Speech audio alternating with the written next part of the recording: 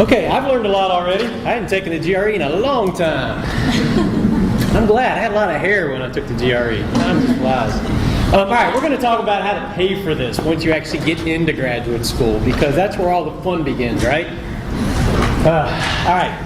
Undergrad and grad school, there are some differences, but let me go over some of the sources and the places you're going to look. And I was glad to hear Kathy talk a lot about assistantships and stipends, so I won't have to spend a whole lot of time on that, but we'll mention them just a little bit. You really have four main sources to pay for grad school.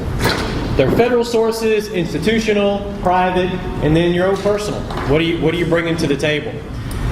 There's one kind of big entity that's not listed on there. Anyone have a clue as to what it might be? A government? State?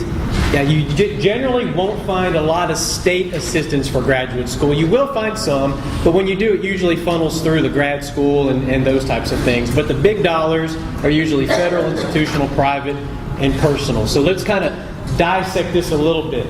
The stipend piece and waiver piece and assistantship piece that Kathy was talking about, I won't go over that again, but generally it's the tuition piece. When I went to grad school years ago, I went on a graduate assistantship. It was not in my department. I heard that question answered earlier. Had nothing to do with my major. Oddly enough, it was in the financial aid office, not at JMU, and they paid for my school and gave me 20 hours a week worth of work. It was great. Graduated 2 years later, they called me and said, hey, you want to come back and work for us? That's how I became a financial aid officer. All for your graduate assistantship, just working your way through grad school. So be creative, look around, but she's giving you all the resources for that. Scholarships. Every school functions very differently when it comes to scholarships. If you're interested in JMU, you can go to the link there to our website. We have a link to some private scholarship sources that you can find. Most of them are the ones we have are free, won't cost you anything. You can go online and look. Most of the time when you're looking at schools, you want to touch base with the financial aid office, the graduate school, and or whatever academic unit you're interested in studying in and what you're applying to. There are some pretty interesting things out there for graduate students depending on your major.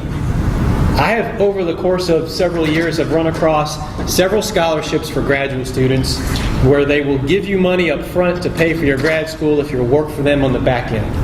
I see this a lot in the health profession field. Any health profession folks in here? Okay, I see that a lot. Sometimes with nursing, OT, PT, that type of stuff. A lot of those you can find through some of the web-based searches. Some of them you can find through the individual departments, the OT departments, PT, nursing. What you'll find oftentimes with private scholarship folks is they will advertise to certain academic units who have students of their major.